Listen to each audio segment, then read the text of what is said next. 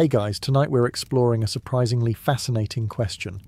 Why would someone with ADHD have been far more successful in Viking society than in today's world? So before you get comfortable, take a moment, like the video and subscribe, but only if you genuinely enjoy what I do here. And let me know in the comments where you're tuning in from and what time it is for you.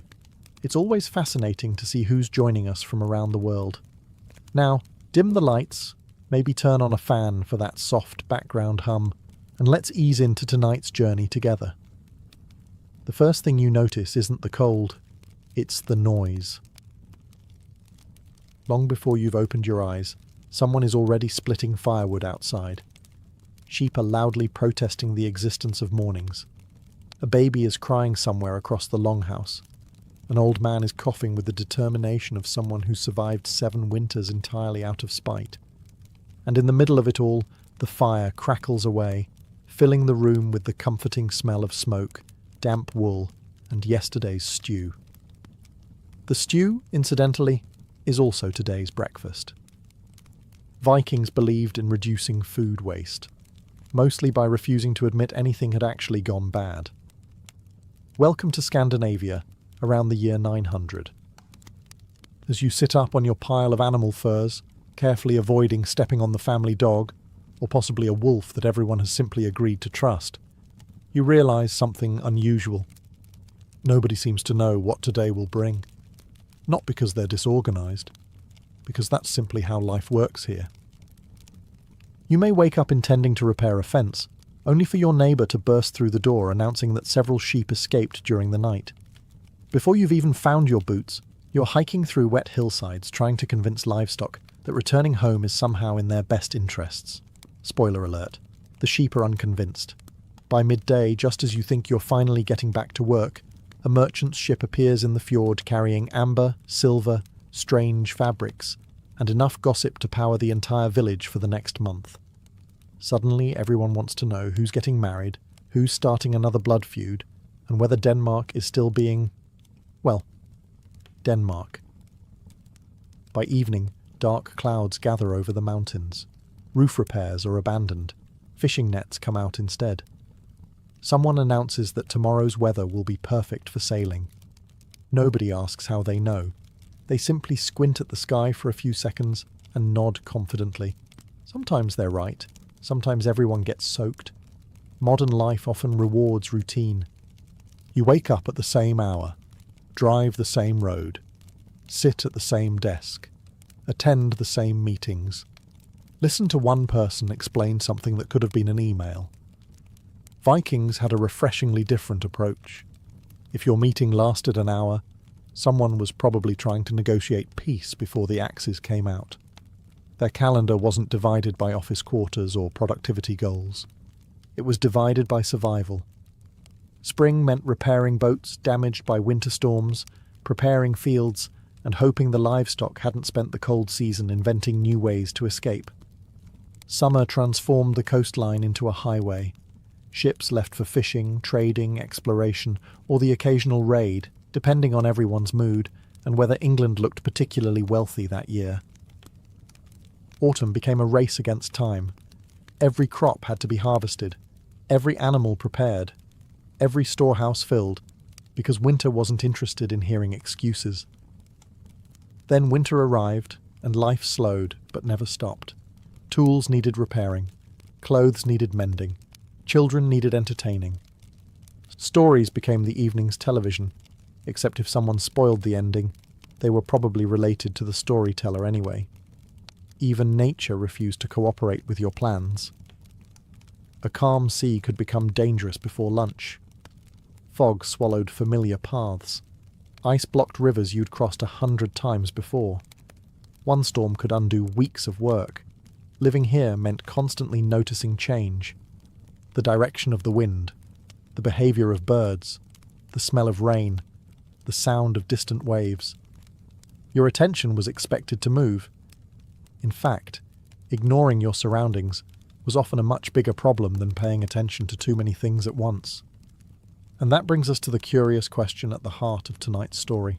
Because while today's world often rewards sitting still, following schedules, answering emails, and pretending you're definitely listening during the 7th Zoom meeting of the week, Viking society demanded something entirely different. It rewarded people who adapted quickly, people who noticed small details, people who chased opportunity, people whose minds were always scanning the horizon for whatever came next. In a world where every day brought a new challenge, a restless brain wasn't necessarily a flaw. Sometimes, it was exactly the kind of brain you'd want sitting beside you on a long ship headed toward the unknown. Assuming, of course, they remembered to bring the oars. As the days pass, you begin to notice something rather strange about Viking society. Nobody expects you to stay in one place for very long. In fact, if you spent an entire day sitting on a stool staring into the fire, your neighbours wouldn't congratulate you for being productive. They'd probably assume you were sick, injured, or had somehow been cursed by an unusually petty god. Life here simply doesn't allow much sitting. By sunrise, you're already hauling buckets of water from the stream. Then someone asks you to help repair a fishing net. Before you've finished tying the last knot, another family needs an extra pair of hands moving timber for a new shed. Just when you think you've finally earned a break, a child comes running through the village shouting that a merchant ship has appeared in the fjord. Within minutes, everyone is moving again. Some head toward the docks, others gather goods to trade.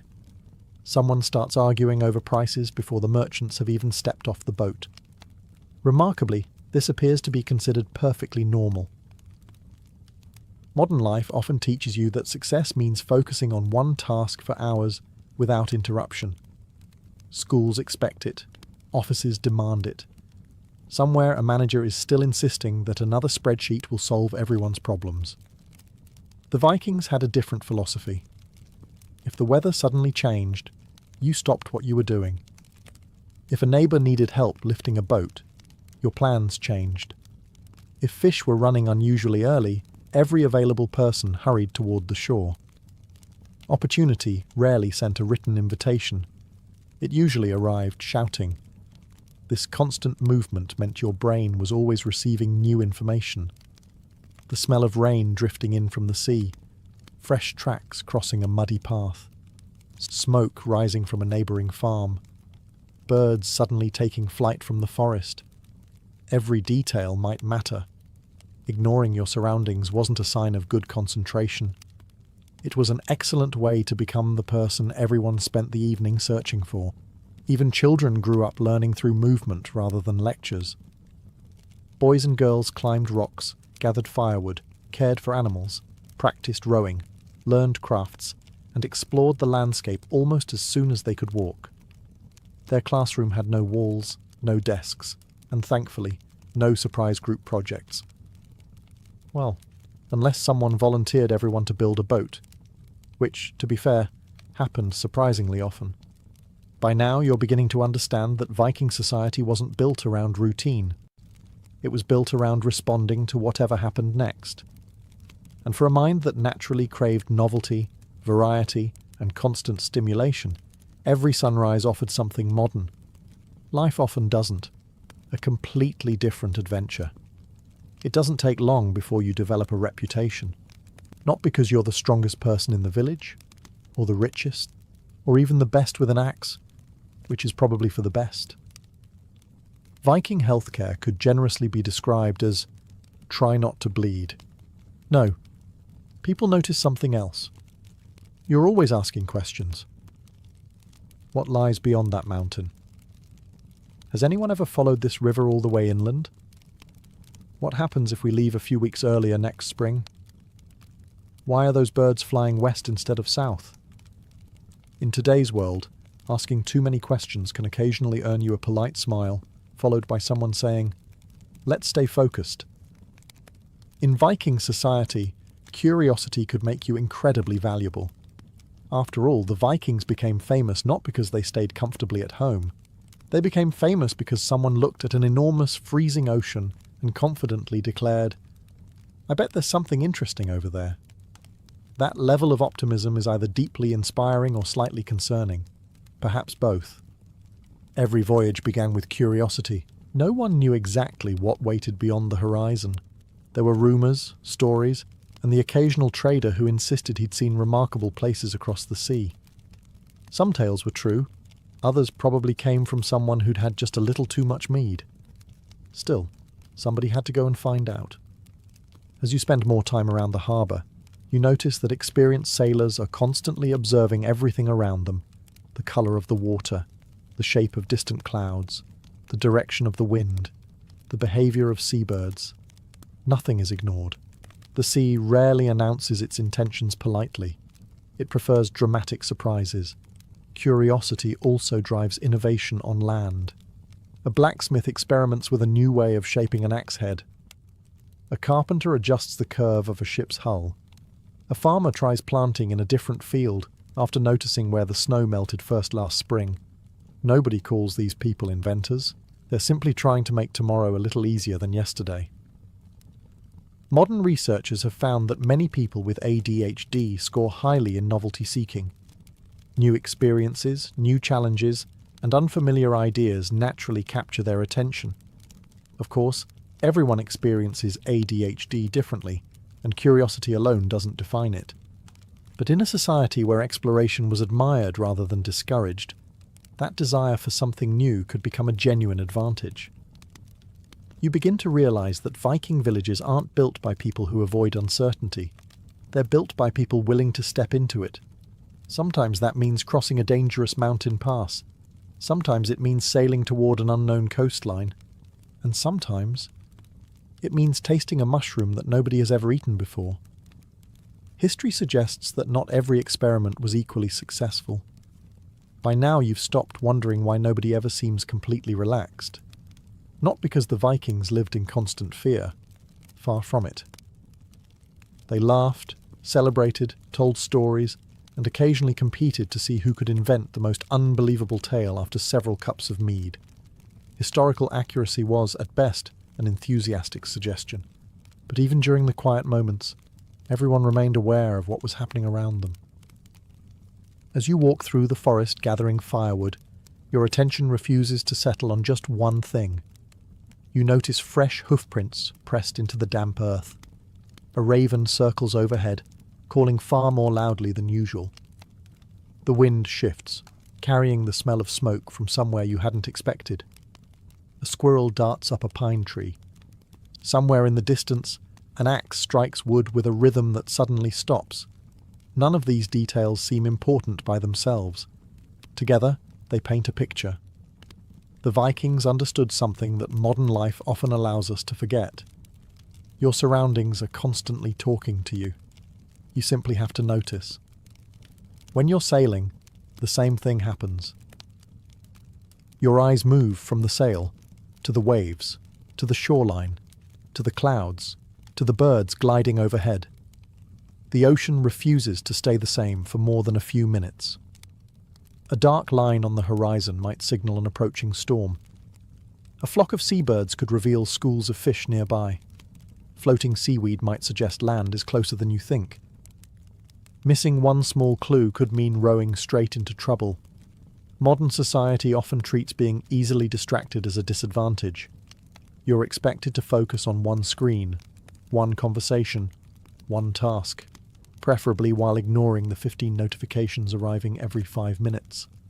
The Viking world demanded something almost opposite. Your attention needed to move, constantly. If you became so absorbed repairing a fishing net that you failed to notice black clouds racing across the fjord, everyone would soon be repairing much more than the net.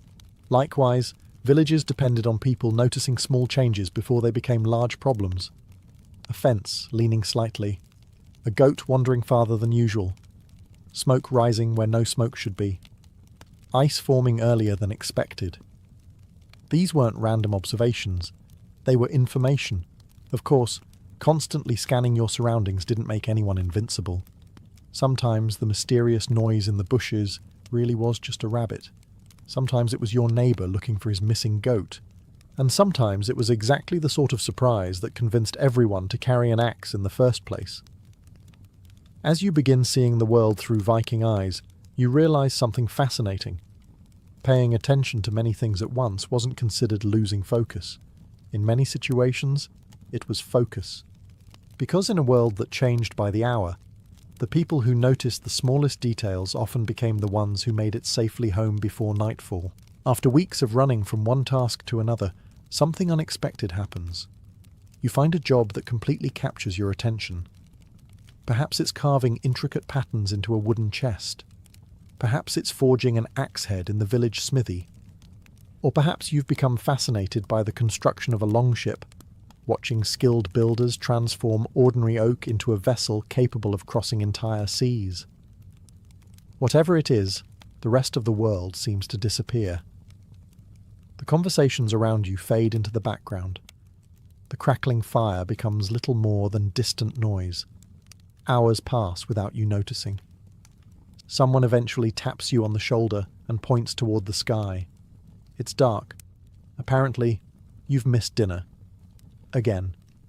Fortunately, in Viking society, this isn't always considered a flaw. Modern psychologists often describe hyperfocus as an intense state of concentration that some people with ADHD experience when something genuinely interests them. It doesn't happen on command, and it certainly isn't available for every task. But when it appears, it can be remarkably powerful, and the Viking world offered countless opportunities for it. Take the village blacksmith. Forging a good sword wasn't simply a matter of heating metal and hitting it until it looked expensive. Every strike mattered. Too much force, and the blade could crack. Too little, and it remained weak. The temperature had to be judged by colour rather than thermometer. The balance had to feel right in the hand. Creating an exceptional weapon demanded complete attention. The same was true for shipbuilding.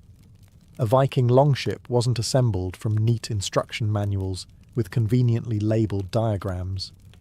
No one opened a scroll titled "Longships for Beginners." Instead, knowledge passed from one generation to the next through observation, practice, and years of patient experience. Every plank had to bend naturally. Every iron rivet had to fit perfectly. Every curve of the hull affected how the ship handled waves, wind, and heavy cargo. A single mistake might not reveal itself until you were halfway across the North Sea, which is admittedly an inconvenient place to discover you've measured something incorrectly. Hyperfocus also appeared in smaller crafts. You might spend an entire afternoon weaving fishing nets, carving decorative knotwork, making jewellery from silver, or repairing leather harnesses. These weren't glamorous jobs, but they required patience, precision, and an eye for tiny details. The Vikings admired people who mastered their craft. A beautifully forged sword, a perfectly balanced ship, or an exquisitely carved drinking horn wasn't merely useful. It reflected skill, reputation, and pride. As you watch the experienced craftsman at work, you begin to understand something important. In today's world, becoming deeply absorbed in one fascinating project can sometimes be interrupted by buzzing phones, incoming messages, and someone asking whether you've got a minute. The Vikings had far fewer interruptions. Mostly ravens, occasionally relatives. Neither was especially helpful. Still, in a society where mastery earned respect, those long stretches of complete concentration could become one of your greatest strengths. Because sometimes, the restless mind isn't looking for constant distraction. Sometimes, it's simply waiting to find the one thing it never wants to stop doing. By now, you've noticed something that would make most modern travel agents deeply uncomfortable. The Vikings seem remarkably calm about heading toward places they've never seen before. One evening, as everyone gathers around the fire after supper, an experienced sailor spreads a rough map across the table. Calling it a map is perhaps a little generous. It's more of a collection of coastlines, landmarks, and hopeful guesses. He points somewhere beyond the western horizon. "I've heard there's land out there." That's it. No satellite images, no weather forecast, no hotel reservations. Not even a reassuring online review saying, "Beautiful coastline, 4 stars, would definitely invade again, just rumours." And somehow, this is enough for half the village to start discussing supplies. To you, it sounds almost absurd. To them, it sounds like opportunity. Modern psychologists have long recognized that many people with ADHD are naturally drawn toward novelty and risk. That doesn't mean they're reckless, nor does it mean every person with ADHD enjoys taking chances. But new experiences often feel exciting in ways that routine simply doesn't. The Viking world happened to reward exactly that kind of thinking. Almost every success carried uncertainty. Crossing the North Sea was dangerous. Trading with unfamiliar kingdoms carried risks. Exploring unknown rivers meant accepting that you might encounter friendly merchants, or people who preferred introducing themselves with spears. Either way, it certainly kept conversations interesting. Even ordinary life involved constant decisions. Should you leave today or wait another week? Will the winds hold? Is the harvest ready? Should you trade your valuable furs now, or hope prices improve later in the season? There were rarely perfect answers. Waiting too long could mean missing your chance entirely. The Vikings understood something that still feels true today. Sometimes the biggest risk is doing nothing at all. Of course, bravery and impulsiveness weren't exactly the same thing. The wisest Viking leaders didn't rush into every battle swinging an axe and shouting dramatically. Well, not every battle. Successful explorers prepared carefully. They built sturdy ships. They gathered experienced crews. They packed food, water, tools, spare timber, and enough rope to solve problems nobody had imagined yet. Then they accepted that despite all their planning, the unexpected would almost certainly happen anyway. A storm might blow them off course. A river might become impossible to navigate. Supplies might run low. A goat might somehow end up on the ship. Historians aren't entirely sure how often that happened, but given human history, it feels surprisingly plausible. Standing on the shore as another longship disappears beyond the horizon, you begin to understand why Viking society admired people willing to embrace uncertainty. Not because they ignored danger, but because they knew that beyond every unfamiliar horizon lay the possibility of discovering something no one else had ever seen. And sometimes, the people bold enough to ask, "What if?" became the ones who changed history. After several months in the village, you begin to notice something almost impossible to ignore. Nobody tells you to calm down. Nobody suggests you should be more like Olaf, who somehow finds staring at a fishing net for 3 hours to be an exciting afternoon. And nobody asks whether you've considered downloading a meditation app, for one very simple reason. There isn't much time to sit around. From sunrise until well after sunset, there's always something happening. A boat needs unloading. Firewood needs splitting.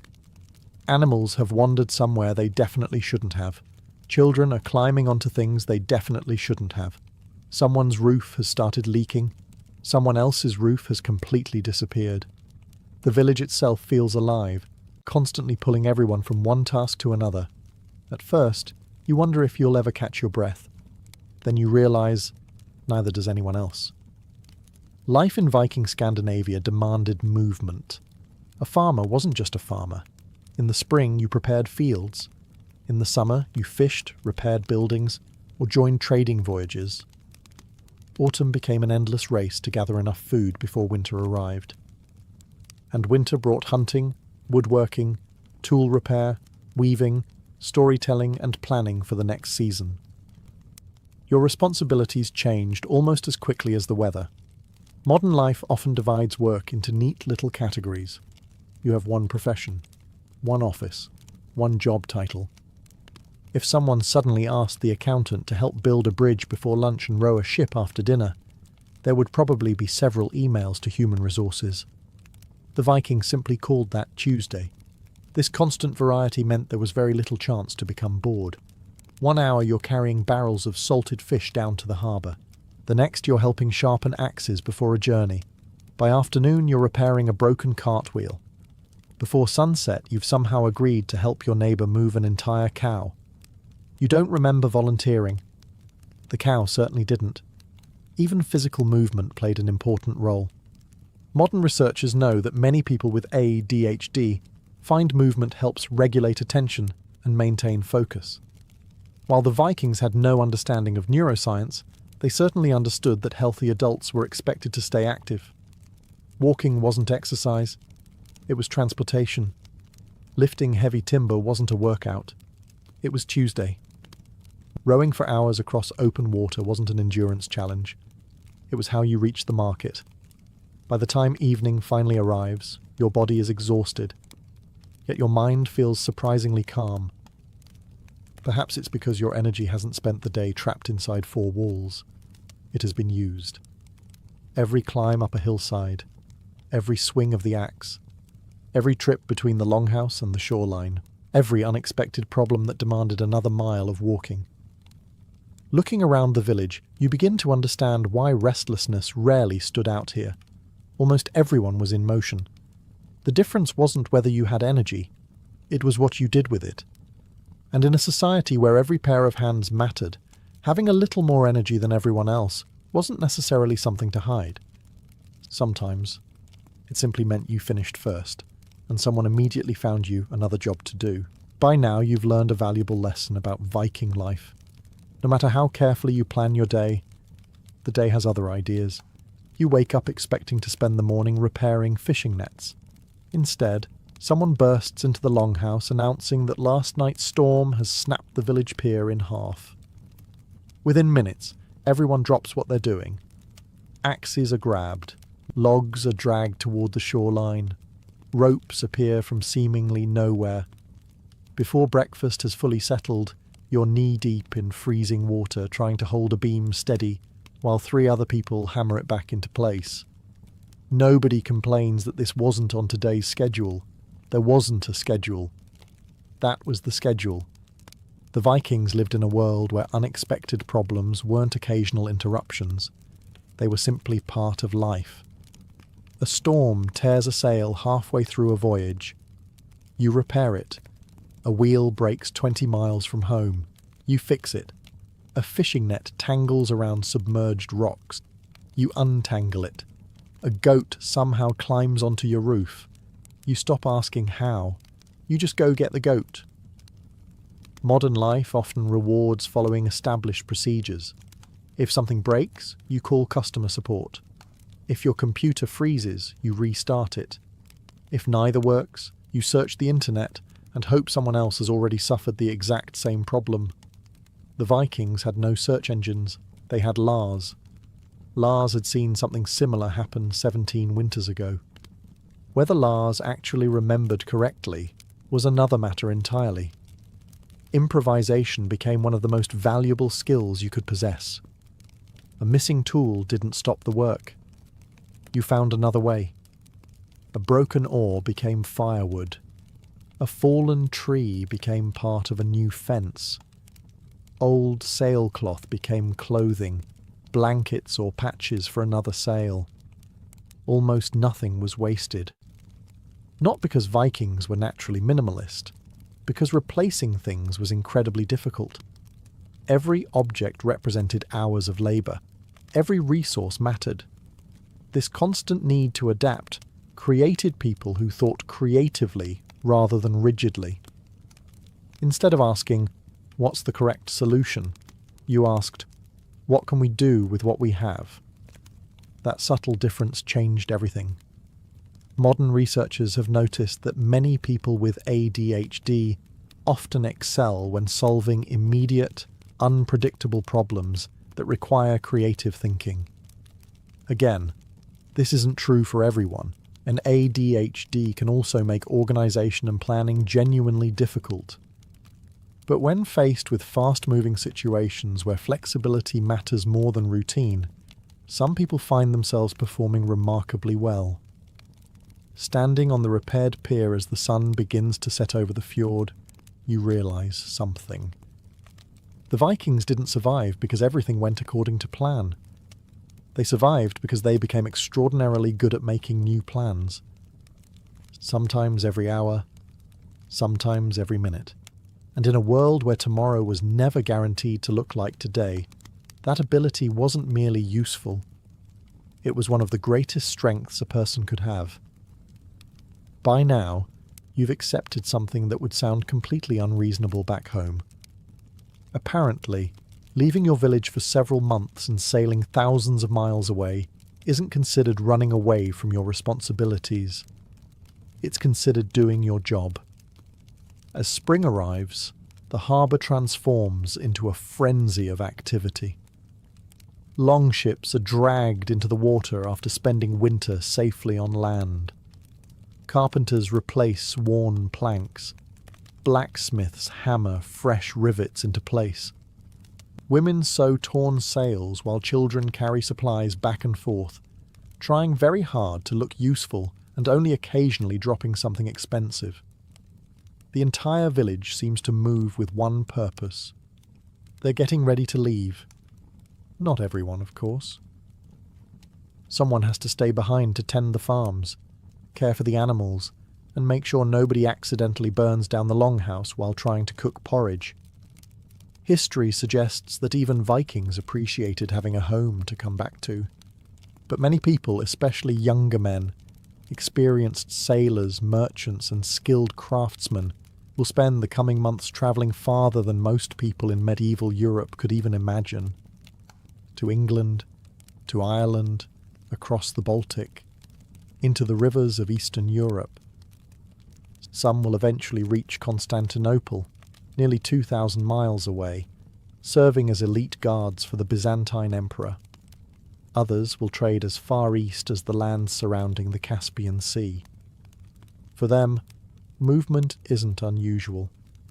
Movement is life. Every voyage brings something new. A different language, a different market, different customs, different food. Sometimes you spend the morning bargaining over walrus ivory with a merchant from Frisia. By afternoon, you're learning that another kingdom uses completely different silver coins. By evening, you're trying fermented fish prepared in a way that somehow makes normal fermented fish seem appealing. You politely smile, then quietly look for bread. Modern life often encourages specialization. You become one thing: an accountant, a mechanic, a teacher, a programmer. The Vikings wore far more hats. A merchant might also be a farmer. A sailor might become a warrior. A craftsman might spend one summer exploring rivers no one in his family had ever seen before.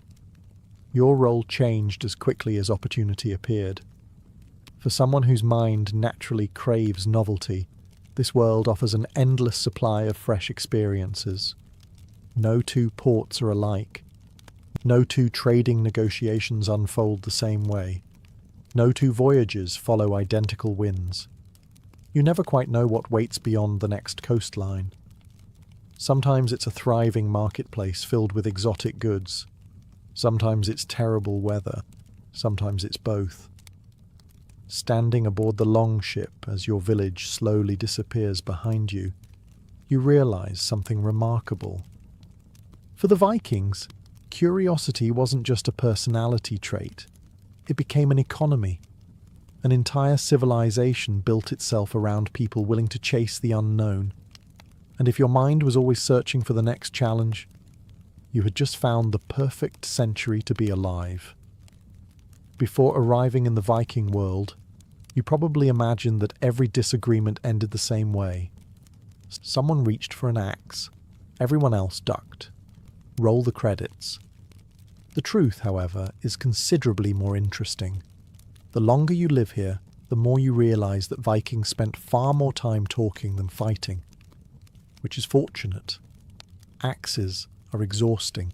One summer morning, you accompany several experienced traders to a nearby settlement. They're hoping to exchange furs, iron tools, and amber for grain and silver. As the merchants gather near the docks, you expect the negotiations to be quick. Instead, they last for hours. Every offer is questioned. Every price is debated. Every agreement becomes a performance. One merchant praises the quality of his walrus ivory as though it were carved by Odin himself. The buyer squints at it for several minutes before replying that he's seen straighter tusks on a very old pig.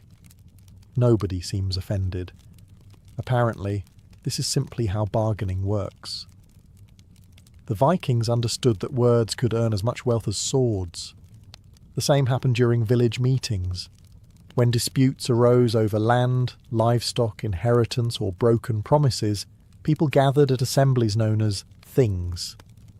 Here, respected men argued their cases before their neighbours, who listened carefully before reaching a decision. It wasn't a courtroom in the modern sense, but it wasn't chaos either. The person who spoke clearly, remembered details, and adapted their arguments to the crowd often held a significant advantage. You begin to notice how quickly conversations shift. One moment, people discuss fishing. The next, they're debating weather patterns. Then someone remembers a story from 20 years ago that somehow becomes relevant. Then another person interrupts with news from Norway. Nobody seems bothered by these rapid changes. Everyone simply follows along.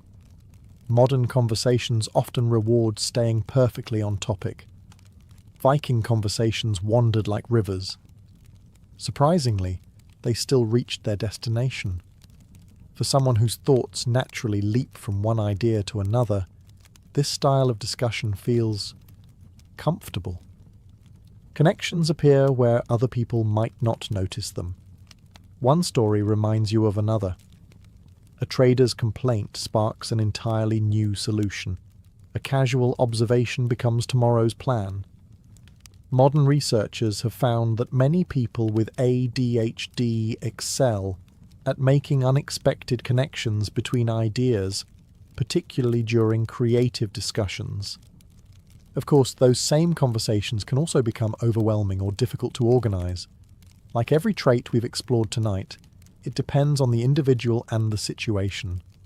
Still, standing among the merchants as another deal is finally sealed with a handshake. You begin to understand something. The Vikings didn't succeed simply because they were fearless sailors. They succeeded because they could persuade, negotiate, improvise, and think on their feet. Sometimes the sharpest tool in the village wasn't hanging from someone's belt. It was the story they knew exactly how to tell. And unlike an axe, a good story rarely needed sharpening. After months of travelling, trading, and working alongside the people of your village, you've probably started feeling rather confident. You know how to row. You can repair a fishing net without tying yourself into it. You can even tell the difference between weather that looks unpleasant and weather that is actively trying to kill you. Congratulations. You're becoming a Viking. Then everything goes wrong. It begins with what seems like an ordinary trading voyage. The sea is calm, the wind is steady, and the crew is in unusually good spirits. Someone even jokes that perhaps the gods have finally decided to give everyone an easy journey. The gods, apparently, enjoy irony. By afternoon, dark clouds begin piling up over the horizon. The wind shifts without warning. Waves grow larger with every passing minute, and suddenly the peaceful fjord has transformed into a rolling wall of grey water. The sail snaps violently. A rope breaks. One of the supply barrels disappears overboard before anyone can grab it. Within moments, every single plan has become completely useless. Nobody panics. Nobody stands around arguing about whose fault it is. Nobody insists on holding a committee meeting before taking action. Everyone simply moves. One sailor lowers the damaged sail. Another grabs spare rope. Someone begins bailing water. You throw your weight against an oar to keep the ship facing the waves. The storm doesn't care whose job description this was. In the Viking world, survival belongs to the people who adapt first. Eventually the wind weakens. The sea calms.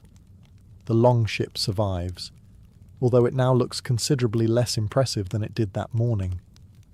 Back in the village, nobody laughs about the damaged sail, because every person standing there has a similar story. A failed harvest, a broken ship, a trading expedition that earned almost nothing, a hunting trip that returned with nothing but cold feet and increasingly creative excuses. Failure wasn't unusual, it was expected. The important question wasn't whether something would go wrong, it was what you learned afterward. Modern life often treats mistakes as something to avoid at all costs. A failed project, a poor grade, or a missed opportunity can feel like the end of the story. The Vikings saw things differently. A failed voyage taught you how to prepare better. A broken tool showed you how to build a stronger one. A bad decision became experience, assuming you survived long enough to complain about it. And as you sit beside the fire that evening, helping repair the torn sail instead of throwing it away, you realize something surprisingly comforting. The Vikings didn't become extraordinary because everything worked perfectly. They became extraordinary because they expected problems, adapted quickly, and tried again. Sometimes the most valuable skill wasn't avoiding failure. It was refusing to let failure be the final chapter of the story. The longer you live among the Vikings, the more one surprising truth begins to stand out. Not everyone is expected to be the same. In fact, trying to make everyone identical would probably seem ridiculous. One man can spend an entire afternoon shaping a single piece of wood until it's perfectly smooth. Another can't sit still for 5 minutes, but somehow knows every hidden path through the surrounding forests. One woman remembers generations of family history without forgetting a single name. Another can negotiate a better trade deal before you've even finished saying hello. Nobody is good at everything, but everyone is expected to become exceptionally good at something. As the village prepares for another trading season, you begin noticing how naturally people drift toward the work that suits them best. The patient craftsman stays in the workshop, carefully fitting planks together for a new longship. The experienced navigator studies the coastline, already thinking several voyages ahead. The energetic young men unload cargo before anyone has time to ask for volunteers. The storytellers gather children around the evening fire, filling the longhouse with tales of Odin, Thor, giants, dragons, and ancestors, whose heroic accomplishments become slightly more impressive every winter. History has always been vulnerable to exaggeration, especially after the third cup of mead. You realize that Viking villages survive because different personalities complement one another. The cautious farmer prevents unnecessary mistakes. The adventurous sailor discovers new opportunities. The clever trader builds relationships with distant kingdoms. The blacksmith quietly makes sure everyone else's plans don't fall apart halfway through the journey. No single type of person could have built the Viking world alone. It required people who thought differently. Modern society sometimes encourages everyone to work in remarkably similar ways. Sit still, follow instructions, complete tasks in the correct order. Try not to ask too many questions before lunch. The Viking world couldn't afford that luxury.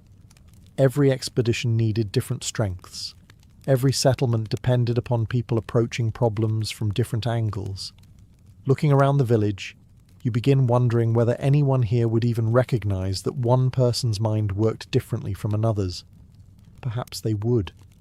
Perhaps they simply described it differently. Instead of saying someone couldn't sit still, they might say he was born for the sea. Instead of calling someone easily distracted, they might notice that she always spotted danger before anyone else. Instead of wondering why someone constantly chased new experiences, they might simply hand them an oar and point toward the horizon.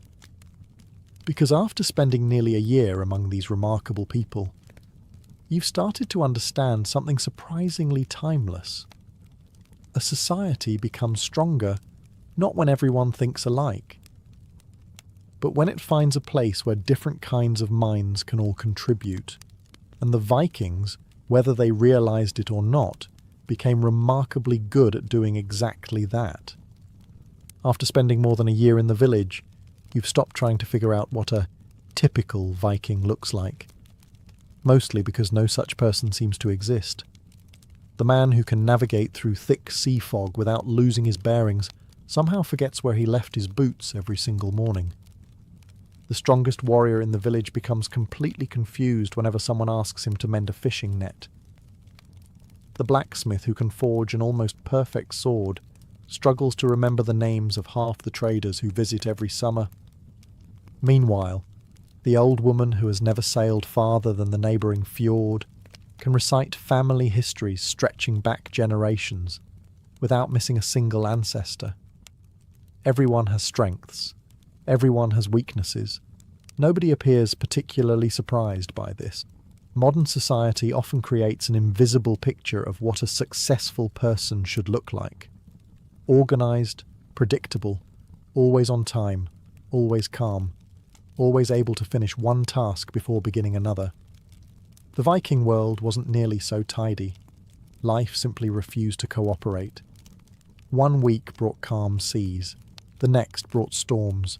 One harvest was abundant. The next barely filled the storehouses. Some expeditions returned with silver, silk, spices, and stories of distant kingdoms. Others returned with little more than tired sailors and another reminder that the North Atlantic enjoys embarrassing, confident people. Success depended less on fitting into a single mould and more on responding to whatever happened next. As you watch people work throughout the village, you begin noticing something fascinating. Nobody spends much time comparing themselves to one another. The shipbuilder isn't trying to become the village poet. The shepherd doesn't suddenly decide to forge swords. The storyteller isn't expected to lead every voyage. People naturally gravitate toward the work that suits them best. Not because someone administered a personality test, because years of experience revealed where each person contributed the most. Modern researchers often describe ADHD as existing on a spectrum, with different people experiencing very different combinations of strengths and challenges. Some struggle mainly with attention, others with impulsivity, organisation, emotional regulation, or restlessness. There is no single ADHD personality, just as there was no single Viking personality. That may be the most important lesson of all. When we ask whether ADHD would have been useful in Viking society, the answer isn't simply yes or no. It depends. On the individual, on the circumstances, on the season, on the role they happen to fill. Standing outside the longhouse as another sunset paints the fjord in shades of gold and deep blue, you realise that the Vikings never built their world by expecting everyone to think exactly alike. They built it by allowing different people to solve different problems. And perhaps that's a lesson worth carrying back across 1,000 years.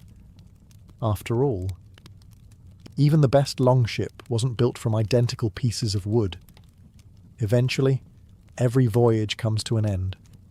The longship glides back into the familiar fjord, its hull carrying weathered sailors, worn tools, and stories that will somehow become even more impressive before winter is over. As the shoreline grows closer, you recognise the same mountains that watched you leave months ago.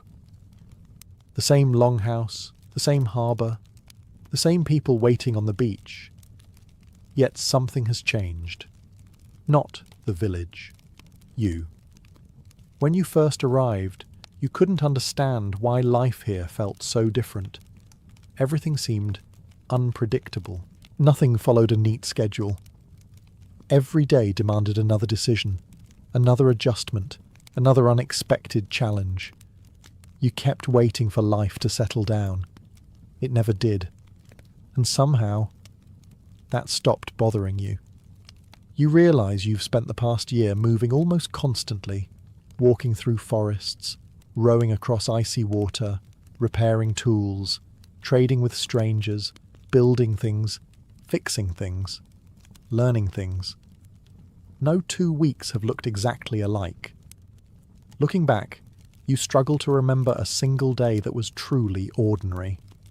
There was always another problem to solve, another journey to prepare for, another skill to learn, another opportunity waiting just beyond the horizon.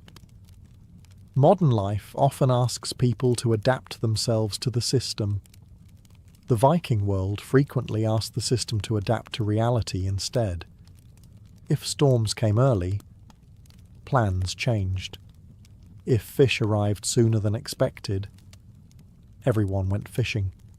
If new trade routes opened, people followed them. There was remarkably little attachment to doing something simply because that's how we've always done it. Practical solutions mattered more than perfect routines. As you watch the village unloading another ship, you begin noticing something you've overlooked all along. Nobody seems particularly interested in whether someone works exactly like everyone else. What matters is whether they contribute. Can you build? Can you sail? Can you negotiate? Can you hunt? Can you tell stories that keep children awake far longer than their parents had hoped? Congratulations. You're useful. The details of how your mind arrives there seem surprisingly unimportant. Of course, Viking society wasn't some perfect world where every difference was celebrated. Life remained brutally difficult. People struggled. Mistakes carried serious consequences. Some personalities undoubtedly fit certain roles better than others. We're not suggesting that ADHD magically became an advantage every moment of every day. Far from it. Rather, you've discovered something much simpler. Certain environments naturally reward certain ways of thinking. And Viking society happened to reward adaptability, curiosity, quick thinking, creativity, and a willingness to embrace uncertainty far more often than many modern environments do. As the evening fire begins warming the longhouse once again, you find yourself smiling.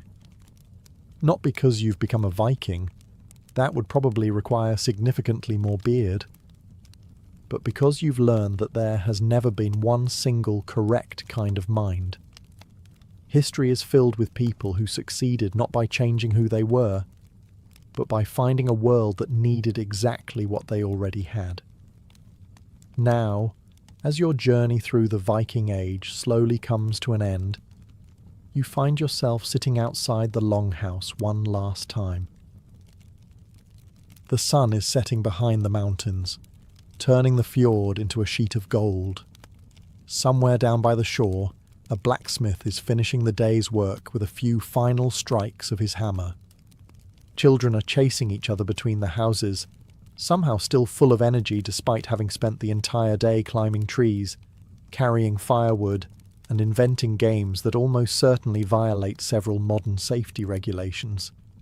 The sheep are making noise again. They're very committed to the role. As you watch the village settle into another quiet evening, it's hard not to think back to the question that brought you here. Would someone with ADHD have found life easier in Viking society?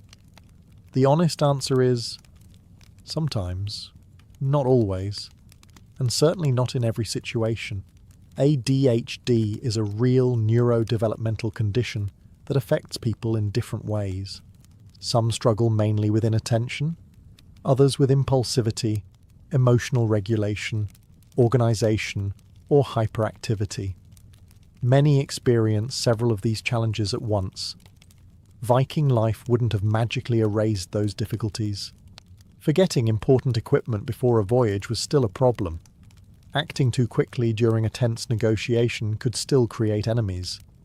Losing track of time while carving a piece of wood might still earn you a gentle reminder that everyone else finished dinner an hour ago. Some things, it seems, never change, but history also reminds us that every society rewards different qualities.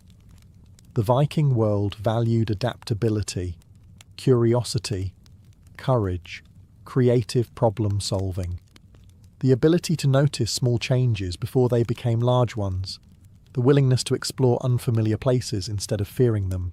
Many of those qualities overlap with strengths that some people with ADHD describe today. Perhaps that's why this question is so fascinating. It isn't really about Vikings. It's about context. Modern society often asks people to fit themselves into systems designed around routine, schedules, paperwork, and long periods of sustained attention. The Viking world demanded something far less predictable. It asked people to respond to storms, to changing seasons, to unfamiliar coastlines, to unexpected opportunities, to problems that nobody had solved before. Neither world is inherently better. They're simply different. In the spring of 1884, Paris was already convinced it was the most beautiful city on earth. The wide boulevards glistened after fresh rain. Horse-drawn carriages rattled past elegant cafes where artists argued over coffee that had long since gone cold. The Seine reflected rows of grand stone buildings that had transformed the city under Baron Haussmann's ambitious redesign. To many Parisians, their capital needed no improvement. It certainly did not need a gigantic iron structure sticking into the sky. Yet beneath the confidence, there was pressure. France had a deadline. The year 1889 would mark 100 years since the French Revolution, and the government intended to celebrate with an exposition universelle, a world's fair larger and more spectacular than anything seen before. It would attract millions of visitors and remind everyone that France remained a leader in art, science and engineering, despite recent political turmoil and military humiliation after the Franco-Prussian War. There was only one problem. Every World's Fair needed a centrepiece. London had amazed visitors decades earlier with the Crystal Palace, a breathtaking building made almost entirely of glass. America was rapidly becoming an industrial giant. Germany was flexing its engineering muscles. Paris needed something unforgettable, something that would leave every visitor staring upward in disbelief. Committees gathered, architects sharpened pencils, engineers sketched impossible dreams. Hundreds of proposals flooded in. Some envisioned colossal fountains reaching higher than church spires. Others imagined enormous statues of liberty carrying blazing torches.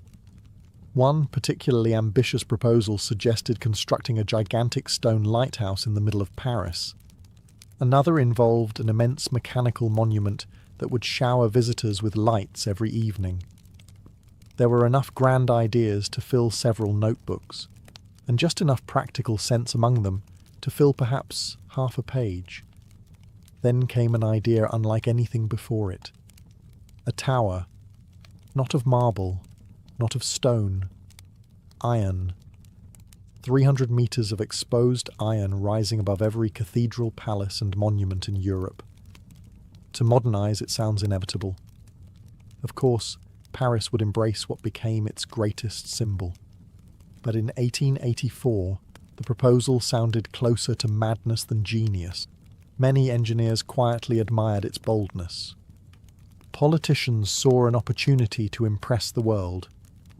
Ordinary citizens, however, struggled to imagine why anyone would willingly build what appeared to be an enormous industrial chimney in the heart of the world's artistic capital. After all, iron belonged in bridges, railway stations and factories. It did not belong towering over Paris. And as the design slowly emerged from drawing boards into public view, the battle over the future skyline of France was only beginning. If the idea of an iron tower sounded outrageous, the man most people blamed for it wasn't even its original inventor. That distinction belonged to two talented engineers working for the engineering company owned by Gustave Eiffel. Maurice Koechlin and Émile Nouguier had been quietly sketching ideas during the summer of 1884 when they arrived at a startling concept. 4 enormous iron legs, spreading outward like the roots of a giant tree before curving gracefully together into a single tower reaching nearly 300 meters into the sky. When they first placed the drawings on the table, the reaction was underwhelming. Even Gustave Eiffel himself wasn't immediately convinced. The design looked more like the skeleton of some mechanical creature than a monument worthy of Paris. Elegant was not the first word that came to mind. Practical, perhaps. Ambitious, certainly. Beautiful. That remained very much up for debate. Still, Eiffel recognised something his competitors did not. The tower wasn't merely supposed to decorate the skyline. It was supposed to prove a point. France wanted to demonstrate that modern engineering could be every bit as inspiring as ancient architecture. Stone cathedrals had dominated skylines for centuries, but iron represented the future. Railways stretched across Europe. Massive bridges crossed valleys once considered impossible to span. Factories produced machines at a pace unimaginable only decades earlier. Why should a monument still be carved from stone? Eiffel asked architect Stephen Sauvestre to refine the proposal, softening its harsh industrial appearance. Decorative arches connected the four legs. Elegant pavilions were added to the lower platforms. Ornamental details broke up the rigid framework. The result was still undeniably an iron tower, but now it carried at least a hint of Parisian sophistication. In 1886, the French government announced a competition for the centrepiece of the World's Fair. More than 100 proposals arrived. Some were imaginative, others bordered on absurd. One suggested constructing a gigantic guillotine to commemorate the revolution. Another proposed an immense granite column. There were elaborate fountains, monumental arches, and countless statues, each claiming to symbolize the greatness of France. Standing among them was Eiffel's towering lattice of iron. At first glance, it hardly seemed the obvious winner. It would be the tallest structure ever built by human hands. It required thousands of precisely manufactured iron pieces fitting together with astonishing accuracy. Wind pressures had to be calculated, unlike anything attempted before. Critics insisted it would collapse under its own weight or topple during the first serious storm.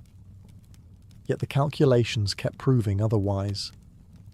Piece by piece, number by number, Eiffel's engineers demonstrated that the seemingly impossible tower was not an act of reckless imagination. It was mathematics made visible. The government awarded Eiffel the contract. On paper, France had chosen its monument, but convincing Paris itself would prove far more difficult than winning a competition. Winning the competition should have settled everything. Instead, it started a civil war of opinions. As news of the tower spread across Paris, excitement quickly gave way to outrage. The proposal escaped government offices and engineering journals and landed exactly where Gustave Eiffel had hoped it wouldn't, on the breakfast tables of the city's artists, writers, musicians and architects. Their verdict was swift. This tower had to be stopped. To understand their anger, you have to remember what Paris represented in the late 19th century. It wasn't simply France's capital. It was widely considered the artistic capital of the world. Visitors came to admire the Gothic beauty of Notre Dame, the graceful dome of Les Invalides, the Louvre's endless galleries, and elegant stone buildings stretching for miles. Everything followed a certain harmony. The city wasn't perfect, but it possessed a visual language developed over centuries. Now imagine dropping a 300-metre iron lattice into the middle of it. To many Parisians, it felt less like progress and more like vandalism. Then came the famous protest. In February of 1887, a group of some of France's most respected cultural figures published an open letter in the newspaper Le Temps. It wasn't written by jealous rivals or political opponents. The signatures included celebrated novelist Guy de Maupassant, composer Charles Gounod, architect Charles Garnier, painter William Bouguereau, and dozens of other prominent names. Their language was anything but diplomatic. They described the proposed tower as a gigantic black factory chimney, that would dominate Paris like an enormous stain. They argued that every monument in the city, from Notre Dame to the Arc de Triomphe, would disappear beneath its overwhelming presence. They even predicted that visitors would no longer remember Paris for its elegance. Instead, they would remember only the iron monster towering above everything else. For many readers, the argument made perfect sense. Paris was famous because it was timeless. Factories belonged on the outskirts of the city, where smoke already filled the sky. Railways belonged near stations. Iron belonged inside bridges and industrial workshops. Why turn the world's most admired city into a monument to machinery? Newspapers eagerly fueled the controversy. Political cartoons portrayed the tower crushing nearby buildings. Satirical magazines imagined Parisians hanging laundry from its beams or using it as an oversized flagpole. Cafe conversations became heated debates, with friends arguing over whether the project represented genius or madness. Rarely had a construction project inspired so much emotion before a single foundation stone had even been laid. The controversy became so intense that many assumed the government would eventually surrender to public pressure. After all, surely no politician wanted to become remembered as the person who ruined the skyline of Paris forever. But Gustave Eiffel had no intention of walking away. Instead of retreating, he decided to fight his critics with the one weapon he trusted more than public opinion: reason. Reason was persuasive. Concrete was even more persuasive. In January of 1887, while newspapers were still publishing furious letters and Parisian cafes buzzed with arguments, workers quietly arrived at the Champ de Mars. The debate had not ended. If anything, it had grown louder. But Gustave Eiffel understood something many of his critics did not. Once construction began, stopping it would become much harder. The first task looked almost disappointingly ordinary. There was no dramatic raising of iron beams or spectacular tower suddenly appearing on the skyline. Instead, crews spent months digging enormous foundations for the tower's 4 legs. 2 of them sat close to the River Seine, forcing engineers to use compressed air caissons so men could excavate below the water table without flooding the site. It was slow, exhausting work. Visitors hoping to witness the birth of history mostly saw muddy trenches and men covered in dirt. Critics seized the opportunity. "Look," they laughed, "this ridiculous project cannot even get out of the ground." But beneath the surface, something remarkable was taking shape. Every single piece of iron had already been designed long before arriving at the construction site. Eiffel's factory produced more than 18,000 individual components, each drawn with extraordinary precision. Every beam, every plate, every connection had its exact place in the giant puzzle. There was almost no improvisation. If one piece was even slightly wrong, thousands of others could no longer fit together. Each component arrived at the Champ de Mars labelled with identification numbers, ready to be assembled like an enormous mechanical kit. Modern engineers would recognise the process immediately. In many ways, the Eiffel Tower resembled a giant prefabricated structure decades before such methods became common. Then the iron finally began to rise. Slowly, almost cautiously, the 4 legs climbed upward. Huge wooden scaffolds surrounded them. Steam-powered cranes crept along tracks built directly into the unfinished legs, lifting heavier and heavier sections into position. Workers balanced high above the ground, fastening temporary bolts before teams of riveters permanently secured each connection. The sound became impossible to ignore. Day after day, the sharp metallic rhythm of hammers striking glowing rivets echoed across western Paris.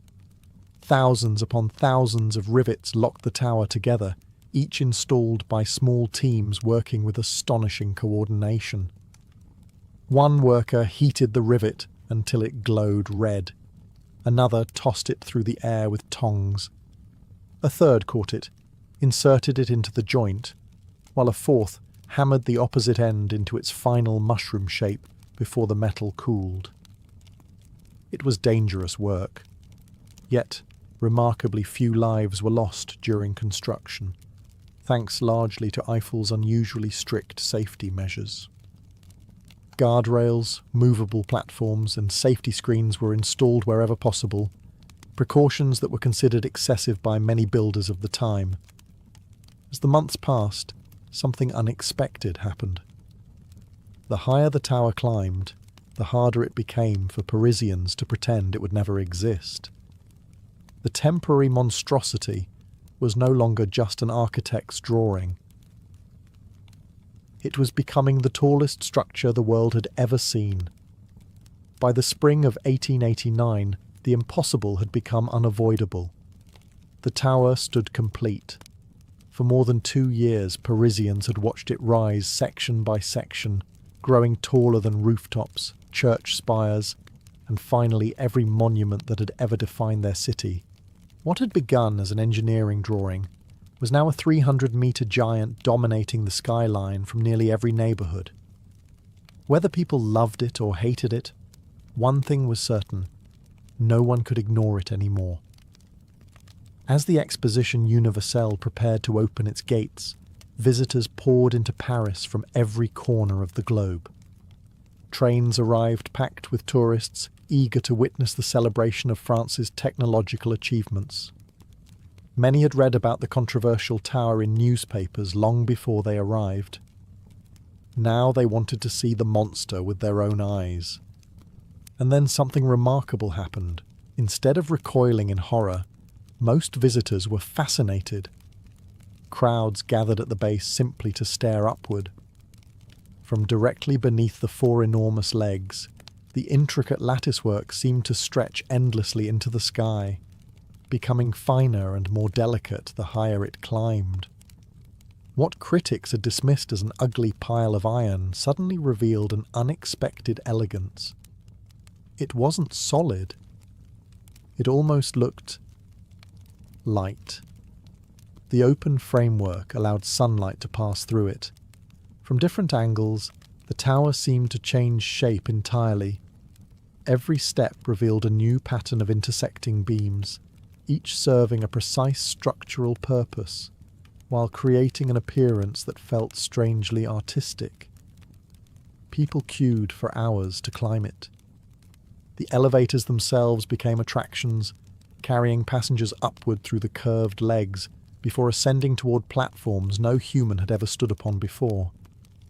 Those willing to tackle the stairs discovered a reward no postcard could capture: Paris from above. For centuries, the city's beauty had been admired from its streets. Now, for the first time, ordinary visitors could see the entire capital spread beneath them, like a living map. The Seine twisted through the city like a ribbon. Notre Dame, once one of the tallest landmarks in Paris, looked surprisingly modest. The Arc de Triomphe, the Louvre, and endless rows of elegant boulevards formed a breathtaking panorama unlike anything people had experienced before. Many descended speechless. Even some early skeptics reluctantly admitted that the view alone justified the climb. Not everyone surrendered, of course. Guy de Maupassant supposedly continued eating lunch in the tower's restaurant, because, as the story goes, it was the one place in Paris where he did not have to look at the tower itself. Whether entirely true or slightly embellished over time, the anecdote perfectly captured the stubbornness of some opponents. Yet public opinion was shifting. The structure that had nearly torn the city apart was quickly becoming the attraction everyone wanted to see first. Paris had not lost its identity. Instead, it had gained a new one. There was one final twist that almost no one remembers today. The Eiffel Tower was never supposed to stay. When Gustave Eiffel signed his agreement with the French government, the contract granted him the right to operate the tower for only 20 years after the World's Fair. Once that period expired, ownership would return to the city of Paris. And then, the tower was expected to be dismantled. Many officials assumed its purpose would end with the exhibition. It had served as a spectacular attraction, demonstrated French engineering, and attracted millions of visitors. Surely, after 2 decades, Paris would be ready to reclaim its skyline. Iron was valuable. The tower could simply be taken apart and sold as scrap. Even after its success at the World's Fair, critics continued insisting that its days were numbered. Gustave Eiffel knew that admiration alone would not save it. The tower needed to become useful. So he transformed it into something far greater than a tourist attraction.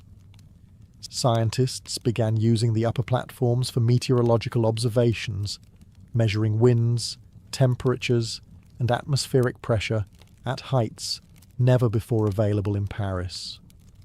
Physicists conducted experiments that could not be performed anywhere else in France. Then came one of the tower's greatest advantages: radio. As wireless communication emerged at the turn of the 20th century, engineers realized the enormous iron structure made an almost perfect antenna. Military operators began transmitting signals across remarkable distances, proving the tower could play a vital role in national defense. Suddenly, destroying it no longer seemed like such a clever idea. When the original concession approached its end in the early 20th century, the conversation had changed completely. People were no longer asking, "Why does Paris need this tower?" They were asking, "Why would we remove it?" The answer became increasingly difficult to justify. The tower had become scientifically valuable. It had become economically valuable. And perhaps most surprisingly, it had become emotionally valuable. The very monument that artists once described as an industrial nightmare had slowly woven itself into the identity of Paris. Painters who had mocked it now included it in their landscapes. Photographers sought the perfect angle to capture its silhouette. Visitors could no longer imagine the city without it standing above the rooftops. Its greatest victory was not engineering, it was familiarity. Generation after generation grew up with the tower watching over the city until people found it impossible to picture Paris without it. Today, it is difficult to believe there was ever a time when the Eiffel Tower was considered a mistake. It appears on postcards, films, paintings, souvenirs, and countless photographs taken every single day. It has become one of the most recognizable landmarks on Earth. Yet history often works this way. The ideas that seem most obvious in hindsight are often the ones that face the fiercest resistance at the beginning. If Paris had listened to its loudest critics, the world's most famous skyline might look very different today, and the monument that almost never existed would never have become the symbol of an entire nation. When most people picture a Viking, they imagine someone who hasn't seen soap since childhood. A towering warrior with tangled hair, an enormous beard filled with yesterday's dinner, and just enough mud to qualify as a small hill. Hollywood has spent decades convincing us that the more dirt a Viking wore, the more dangerous he looked. It makes for entertaining films. It also happens to be almost completely wrong. If you had stepped into a Scandinavian town around the year 1000, you might have been surprised by what you saw. Yes, there were blacksmiths covered in soot and fishermen smelling like the sea. But among them walked men carefully combing their hair, trimming their beards, and making sure they looked respectable before heading into public. To the Vikings, appearance wasn't a luxury. It was part of your reputation. Archaeologists have uncovered this story one small object at a time. Across Norway, Sweden, Denmark, Iceland, and Viking settlements stretching as far as England, excavations have revealed an astonishing number of grooming tools. Beautifully carved combs made from antler and bone appear so frequently that they're among the most common personal items found at Viking sites. And the combs weren't crude tools either. Many were finely decorated with intricate patterns that required hours of skilled craftsmanship. Some came inside protective cases so the teeth wouldn't break while travelling. Others were carefully repaired instead of discarded, suggesting they were valuable possessions worth maintaining for years. The surprises don't stop there. Excavations have also uncovered tweezers, razors, small knives for trimming hair, and curious little tools known as ear spoons, used to clean the ears. Apparently, even a fearsome Norse raider understood that invading England with spotless ears was simply good manners. These weren't rare objects owned only by kings. They appear in graves belonging to ordinary men and women alike, suggesting personal grooming was woven into everyday life throughout Viking society. Written accounts tell a similar story. One English chronicler complained that Danish settlers had an unfair advantage with local women because they combed their hair regularly, changed their clothes often, and bathed more frequently than the English expected. His criticism was meant as an insult. Instead, it accidentally became one of history's greatest compliments. Imagine being so attractive that a monk writes an official complaint about your hairstyle. Not a bad review, really. Of course, Vikings didn't groom themselves simply to impress potential husbands or wives. Their hair carried meanings far deeper than fashion. A well-kept beard could command respect. A carefully chosen hairstyle could reveal your age, your wealth, your status, or even your ambitions. Long before anyone heard the phrase "dress for success," the Vikings already understood that the first battle you fought each day was the one against a bad first impression. And it all began with a comb. If every Viking owned a comb, then grooming clearly mattered. But it wasn't simply about staying clean. It was about telling the world exactly who you were before saying a single word. Long before uniforms, business suits, or social media profiles, your appearance announced your place in society. A stranger could often make a fairly good guess about your age, your wealth, your success, and perhaps even your occupation simply by looking at your hair and beard. For Viking men, hair was closely tied to honour. A thick, healthy head of hair suggested strength and good fortune. A full beard projected maturity and authority. While not every Norseman could grow an impressive beard, genetics has been humbling men for thousands of years, those who could often treated it with obvious care. A neglected beard suggested something else entirely. It hinted that its owner lacked discipline. The sagas, written centuries later but preserving older traditions, frequently describe notable men by their appearance. Nicknames often referred to hair colour, beards, or distinctive hairstyles. There was Harald Fairhair, perhaps the most famous example. According to tradition, Harald vowed not to cut or comb his hair until he had united Norway under his rule. Imagine making a promise that required months, perhaps years, of intentionally having terrible hair. Fortunately for Harald, once he succeeded, the first thing he reportedly did was have it washed, trimmed, and beautifully styled. The new look became so famous that history remembered him not for messy hair, but for magnificent hair. That says quite a lot about Viking priorities.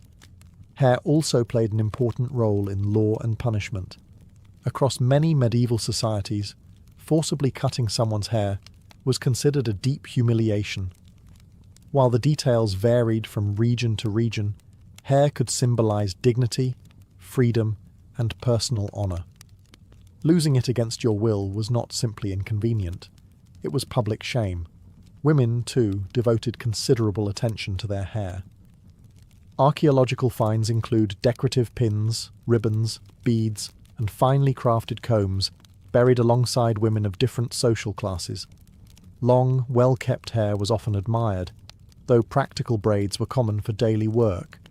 Loose hair might appear during special occasions, while married women in some contexts likely covered their hair with linen head coverings or scarves. The exact styles changed from family to family and from one Scandinavian region to another. There was no official Viking haircut. Instead, there were countless variations shaped by local customs, personal preference, and practicality. One man might wear his hair shoulder-length with a carefully trimmed beard. Another preferred shaved sides with longer hair on top. Some braided sections of their hair before long voyages. Others kept everything shorter for convenience during farming or travel. The point was never to copy everyone else. It was to appear intentional. To the Vikings, looking well-groomed sent a simple message: I take care of myself. And if someone couldn't be trusted to care for their own hair, perhaps they couldn't be trusted with much else either. Looking respectable around the village was one thing. Preparing for a voyage or a battle was something else entirely. Before a Viking stepped aboard a longship, he didn't simply grab an axe and hope for the best. There were weapons to inspect, provisions to load, sails to repair, and surprisingly, hair to arrange. That wasn't vanity. It was ritual. A warrior who neglected his appearance risked looking careless before he'd even lifted his shield. In a society where reputation could be as valuable as silver, first impressions mattered. Your fellow warriors noticed whether you carried yourself with confidence. So did your enemies. The morning likely began with washing. Contrary to popular belief, Vikings were remarkably fond of bathing. Saturday was traditionally associated with washing, so much so that the Old Norse word laugardagar, meaning washing day, eventually became the modern Scandinavian word for Saturday. While daily baths were hardly practical during long expeditions, cleanliness before setting off was considered entirely sensible. Then came the hair. Long hair was useful in cold Scandinavian winters, but it also became a nuisance during combat. Loose strands falling into your eyes while someone swung an axe at your head was an inconvenience you experienced only once. Braids solved that problem. Many Viking men likely tied back longer hair before travelling or fighting. Braids kept hair under control, prevented tangles during weeks at sea, and fit comfortably beneath helmets. Although modern television often invents wildly elaborate hairstyles with dozens of tiny braids and shaved geometric patterns, archaeological evidence suggests real Viking hairstyles were generally more practical than theatrical. Simple worked. Simple also survived storms. Beards required attention too. A tangled beard could snag on clothing, armor straps, or even another man's grip during a struggle. Keeping it trimmed and combed wasn't merely about appearance, it reduced problems in everyday life. Besides, spending 3 weeks aboard a crowded ship without grooming your beard was an excellent way to become unpopular with everyone sharing the voyage. The comb returned once again. Small enough to carry on a belt or tucked safely inside a protective case, it was one of the few personal items many Vikings considered worth taking almost everywhere. Archaeologists have found broken combs at trading towns, farms, military camps, and overseas settlements, suggesting they travelled wherever their owners did. Imagine preparing to cross the North Sea. You pack dried fish, a spare tunic, your knife, your whetstone, your comb. One of these things seems less dramatic than the others, yet it appears just as consistently in the archaeological record. That says something. To outsiders, the Vikings were terrifying because of their ships, weapons, and fearlessness. To the Vikings themselves, confidence began long before battle. It started the moment they looked into polished metal or still water, straightened their hair, ran a comb through their beard, and stepped onto the ship looking like someone ready to make history. A Viking's hairstyle had another job besides staying neat. It had to make an impression. Long before armies wore matching uniforms, appearance helped shape how people judged you. When two groups met on a lonely road or across a windswept beach, there were only a few seconds to size each other up. Clothing mattered. Weapons mattered. So did hair. Picture a group of Viking warriors stepping off a longship. They weren't the wild, unrecognisable figures often shown in modern movies. Their hair was combed. Their beards were shaped. Many had tied their hair back with leather cords or woven it into simple braids that stayed secure during travel. Some wore their hair loose over their shoulders, while others preferred it shorter around the neck for convenience. The goal wasn't to look fashionable. The goal was to look confident. Confidence itself could be a weapon. Human beings have always judged strangers by their appearance. A person who looked disciplined suggested they were disciplined.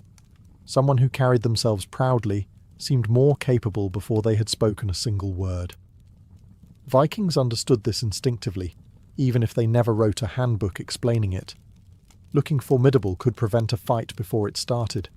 At the same time, looking respectable helped in situations where fighting was the last thing anyone wanted. Not every Viking was a raider. Many spent far more time trading than battling. They sailed to bustling ports across Europe, buying silver, silk, spices, furs, walrus ivory, and countless everyday goods. When arriving at a foreign marketplace, appearing clean and trustworthy could be just as valuable as carrying a full purse. No merchant wanted to negotiate with someone who looked like they had wrestled a sheep on the voyage over. A well-groomed appearance suggested reliability. That mattered in business, it mattered in diplomacy, and it certainly mattered in romance. Several medieval writers, especially those living in England, complained that Scandinavian men attracted local women because of their attention to personal grooming. According to these accounts, they bathed regularly, combed their hair often, and wore cleaner clothing than many of their neighbours. Whether those writers intended it or not, they painted a surprisingly flattering picture. Imagine launching an invasion and accidentally becoming famous for excellent hair care. History has a peculiar sense of humour. Of course, styles themselves were never identical across the Viking world. Scandinavia stretched across vast distances, and Norse settlements reached from Ireland to Russia and even North America. Hairstyles naturally varied by region, family traditions, personal taste, and changing fashions over generations. There wasn't one official Viking haircut. There were hundreds. What united them wasn't a single style. It was the effort behind it. To the Vikings, taking pride in your appearance wasn't weakness. It was another way of showing discipline, confidence, and self-respect.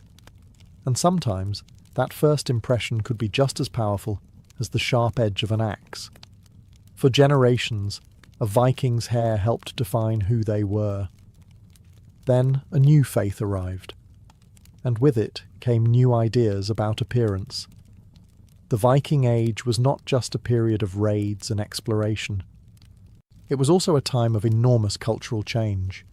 Beginning in the late 10th century, more and more Scandinavian rulers embraced Christianity. Kings such as Harald Bluetooth in Denmark and Olaf Tryggvason in Norway encouraged, or sometimes forced, their people to abandon the Old Norse religion. Churches replaced many pagan temples. Crosses appeared where Thor's hammer pendants had once been worn. And slowly, even hairstyles began to reflect a changing world. This did not happen overnight. For decades, perhaps even centuries, old traditions and new customs existed side by side. A farmer might attend a Christian service on Sunday while still following family grooming habits passed down from pagan ancestors. Hair itself did not suddenly become less important. It simply began to symbolize different things. Under Christianity, modesty became a greater virtue than displaying personal glory. Clergymen often wore distinctive hairstyles known as tonsures, with part of the head shaved to symbolize humility and devotion to God. Ordinary Scandinavians did not copy these styles, but the church gradually influenced ideas about appearance, behavior, and respectability. The proud warrior image slowly gave way to a different ideal. Instead of proving yourself through raids, successful Christian kings increasingly emphasized law, order, and stable kingdoms.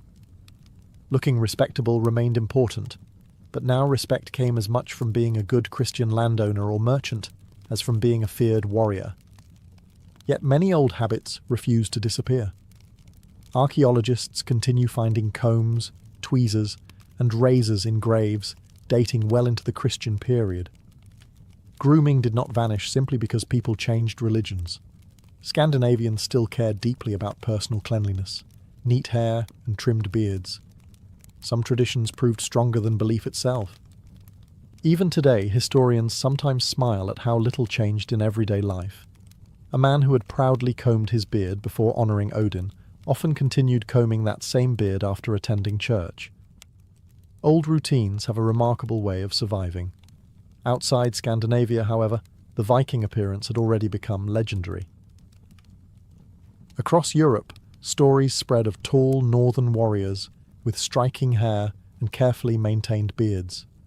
Over time, those descriptions blended with exaggeration, myth, and imagination. Medieval storytellers added dramatic details. Later artists painted Vikings with flowing hair whipping wildly in the wind. Modern films exaggerated things even further, covering them in dirt while somehow forgetting the comb hanging from their belt. Ironically, the people remembered as Europe's wildest barbarians may have spent more time fixing their hair than many of the people writing about them. Perhaps that is history's greatest joke. The men who terrified kingdoms across Europe also worried about neat beards, clean ears, and whether their comb was packed before leaving home.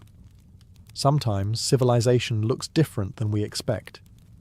If archaeologists had to choose one object that best represents everyday Viking life, most people would expect an axe, or perhaps a sword. Maybe even a helmet, although not one with horns. Instead, one small object keeps appearing again and again: the humble comb.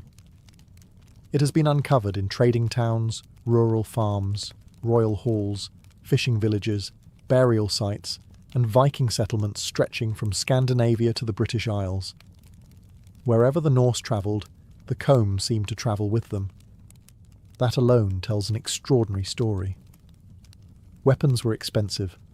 Most ordinary Vikings probably owned a spear and a shield rather than a magnificent sword. Jewellery varied depending on wealth. Clothing eventually wore out and disappeared into the soil. But combs survived. And they survived because people valued them enough to carry them everywhere.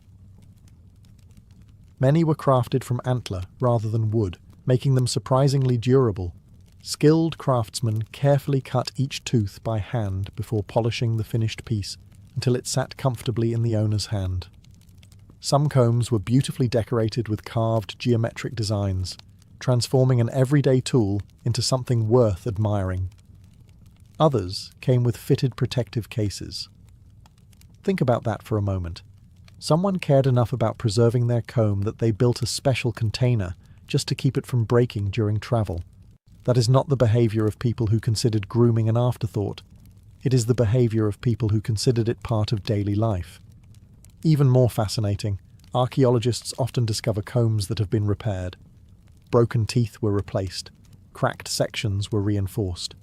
Instead of throwing them away, their owners fixed them. The comb was not disposable. It was personal. Perhaps it had accompanied its owner across the North Sea, through dangerous storms, busy marketplaces, and family celebrations. Like a trusted knife or favourite drinking horn, it became one of those possessions that quietly followed a person through life. That may explain why combs also appear in Viking graves. Families chose to bury loved ones with items they believed mattered in the next world.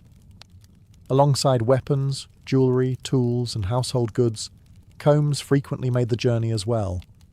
Whether intended for practical use after death, or simply as meaningful personal belongings, they remind us that appearance remained important until the very end. Today, the Viking image is changing. The dirty, wild barbarian of old films is slowly giving way to a more accurate picture. Skilled sailors, ambitious traders, capable farmers, talented craftsmen, and disciplined warriors who understood that strength and cleanliness were not opposites. In fact, they often went together. The next time you picture a Viking preparing for a voyage, imagine him fastening his cloak, checking the edge of his axe, adjusting the straps on his shield, and then reaching into a small leather pouch for one final item: his comb. Because to the Vikings, looking your best wasn't vanity, it was another way of showing the world exactly who you were. If you walked through one of the world's first great cities 5,000 years ago, you would probably expect to find temples, markets, workshops, and crowded streets. What you might not expect is to find one of history's earliest organised sex trades. Prostitution is often called the world's oldest profession, but that phrase isn't entirely accurate. People had exchanged sex for gifts, food, or protection long before the first cities ever existed. Hunter-gatherer societies almost certainly had informal relationships that left no written record. but an organized profession, one connected to businesses, laws, taxes, and permanent buildings, required something completely new. It required cities. And the first great cities appeared in Mesopotamia. Between the Tigris and Euphrates rivers, settlements such as Uruk, Ur, Lagash, and Babylon grew into bustling urban centres filled with tens of thousands of people. Merchants arrived from distant lands carrying timber, metals, textiles, and precious stones. Soldiers returned from campaigns with wages in their pockets. Labourers crowded the streets after long days digging canals or building temples. Where large numbers of people gathered, businesses quickly followed. Some sold bread, others sold beer. Some offered a place to sleep. And eventually, some offered sexual services in exchange for payment. To modern ears, the idea of an ancient brothel may sound surprisingly familiar. But in the earliest cities, the system was still evolving. There were no glowing signs outside the door or official business licenses hanging on the wall. Instead, prostitution often existed alongside other commercial activities, especially around taverns, inns, and busy marketplaces where travellers naturally gathered. These establishments became places where strangers met, deals were made, and money changed hands. One common misunderstanding deserves clearing up before we go any further. For centuries, people repeated the story that every woman in Babylon was required to have sex with a stranger at the temple of the goddess Ishtar. Other stories claimed that ancient Mesopotamian temples operated vast networks of sacred prostitutes. These accounts became incredibly popular. The problem is that modern historians and archaeologists increasingly question them.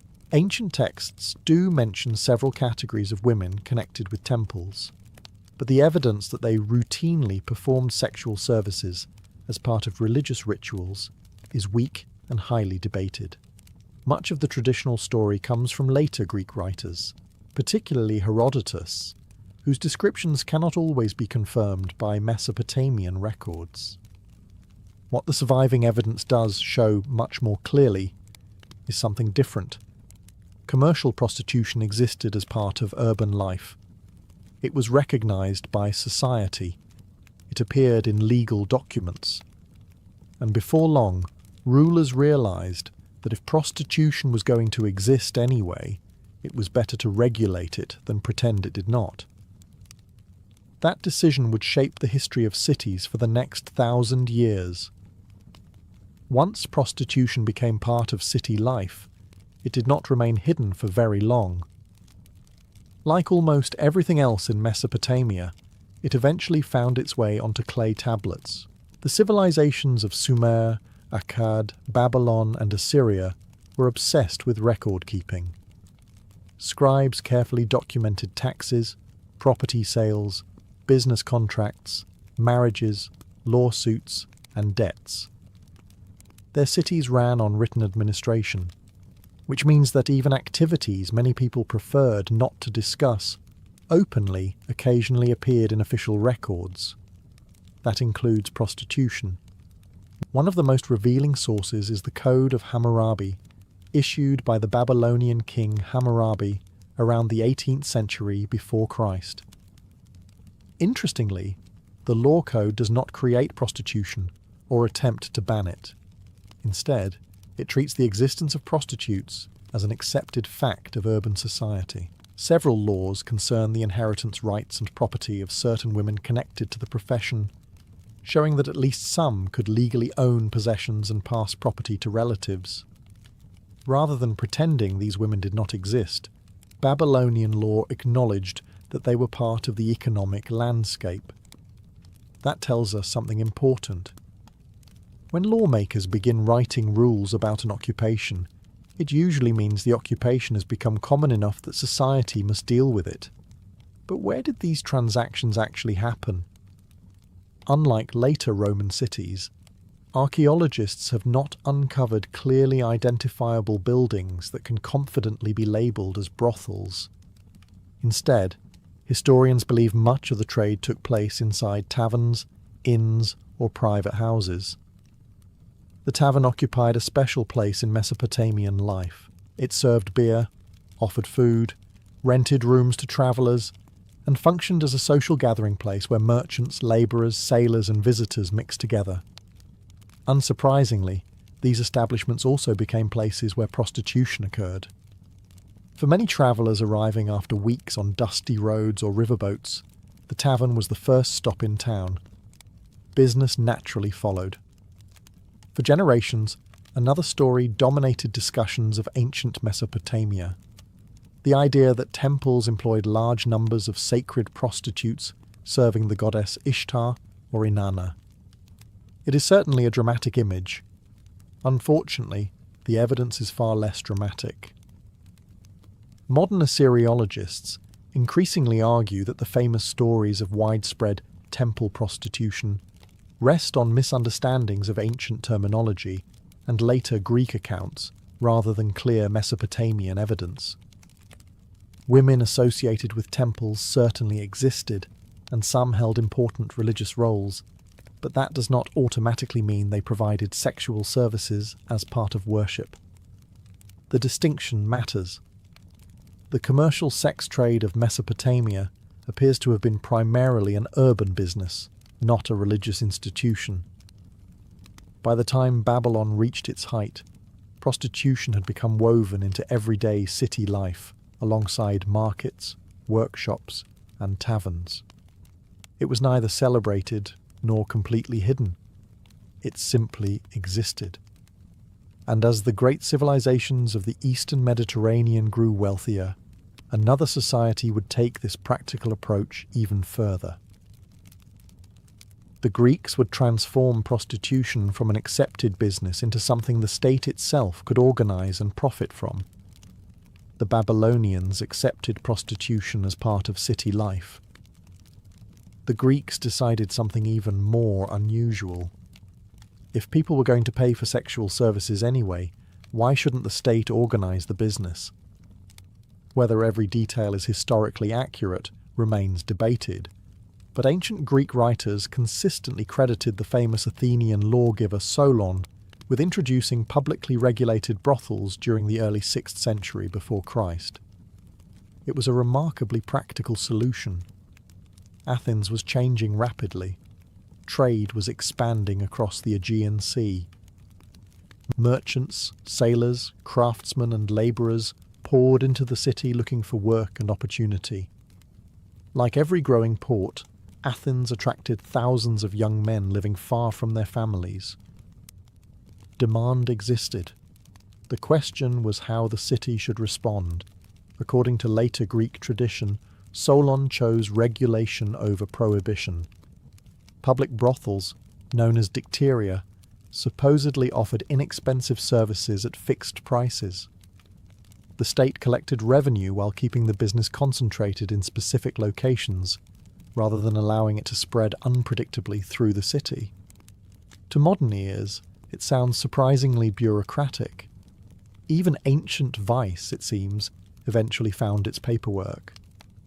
These establishments were not luxurious, far from it. Most were simple buildings divided into small rooms with little decoration. Their customers were generally ordinary working men, sailors returning from long voyages, craftsmen finishing a day's labour, visiting traders or travellers passing through Athens. Prices were intentionally low, making the services available to people who could never afford the company of wealthy courtesans. But Greek prostitution was far from a single profession. In fact, it existed in distinct social layers. At the lower end were women working in brothels, many of whom had been enslaved or were under the control of brothel owners. They possessed few legal rights and had little control over their own lives. At the opposite end stood the hetairai. These women occupied an entirely different world. Unlike ordinary prostitutes, many hetairai were educated, independent and highly accomplished conversationalists. They attended banquets alongside philosophers, politicians, poets and generals. Some became enormously wealthy and influential, forming long-term relationships with powerful men rather than serving large numbers of clients. Beauty alone was not enough. A successful hetera might speak several languages, play musical instruments, quote poetry, debate politics, and discuss philosophy with some of the brightest minds in Greece. In many respects, they resembled elite companions far more than the occupants of ordinary brothels. This sharp division reveals something fascinating about Greek society. The Athenians often condemned excessive desire in philosophy and public speeches. Yet at the same time, they created one of the ancient world's most organized systems of commercial sex. Morality and practicality rarely marched in perfect step. Athens openly regulated a business many citizens preferred not to discuss at home. And while the Greeks had made prostitution into an organized civic institution, another civilization would expand the system even further. The Romans would regulate it, register it, tax it, and turn it into another ordinary profession within one of history's greatest empires. If the Greeks organized prostitution, the Romans turned it into an industry. By the height of the Roman Empire, prostitution was no longer simply tolerated. It was regulated, taxed, recorded, and woven into the daily life of nearly every major city.